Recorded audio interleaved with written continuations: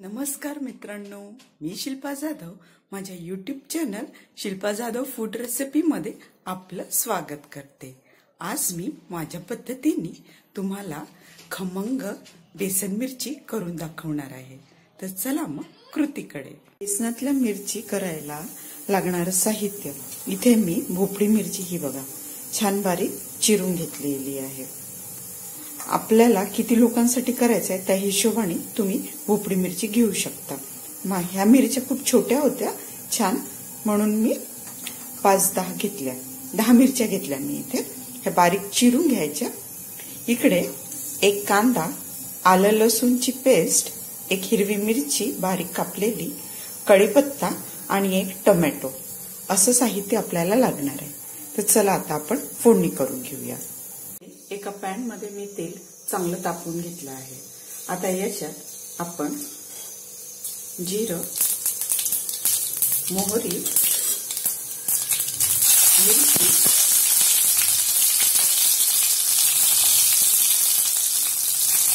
त्याच्यानंतर आलं लसूणची पेस्ट आणि कढीपत्ता।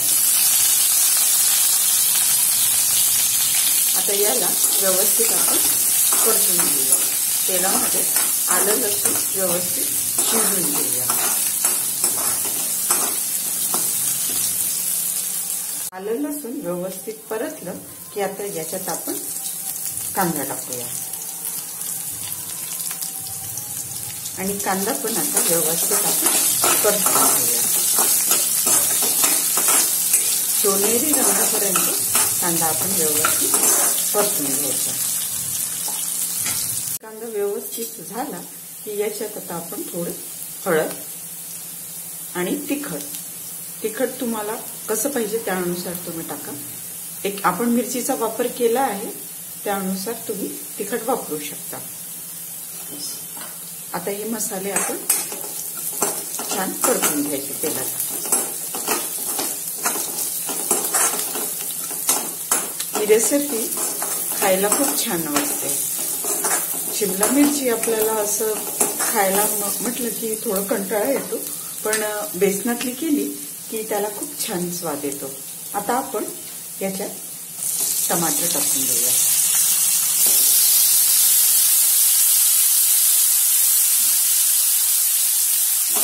याला पण परतून घेऊया।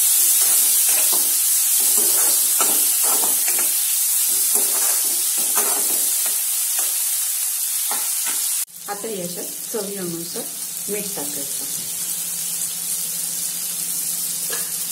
मिठाला पण व्यवस्थित परतून घ्यायचं। आता आपले टोमॅटो व्यवस्थित शिजेपर्यंत याला कमी फ्लेमवरती आपण शिजवून घेऊया। आता इथे ही भाजी शिजली आता बघून हे बघा टोमॅटो व्यवस्थित शिजल्या गेलेले आहे। आता यात आपण आपली भोपळी मिरची टाकून घेऊया।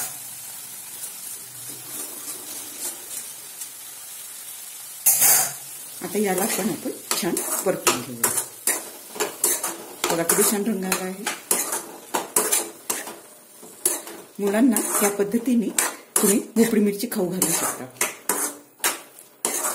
आता याला व्यवस्थित मिक्स केलं की याला आता आपण झाकण लावून याला पण व्यवस्थित शिजून घेऊया।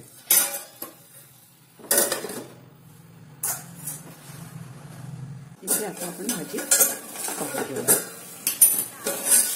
बघा भाजी व्यवस्थित शिजल्या गेली आहे।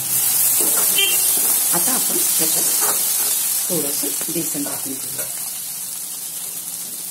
आपल्याला त्या भाजीला जेवढं लागेल तेवढं बेसन टाकायचं। एकदम खूप सारं नाही टाकायचं, थोडं थोडं टाकायचं। म्हणजे त्या भाजीमध्ये जेवढा ओलावा आहे तो ओलावा जेवढं बेसन आपल्यामध्ये सोकून घेऊ शकतो तेवढं बेसन याच्यात आपण टाकायचं। मी आणखी थोडं टाकते। आता बेसनला व्यवस्थित आपण परतून घेऊ। जास्त बेसन नाही नको टाका, कारण की जास्त बेसन ते बेसनच वाटते। भोपळ्या मिरचीचा स्वाद येत नाही, म्हणून कमी बेसन आणि जादा भोपळी मिरची असं करायचं।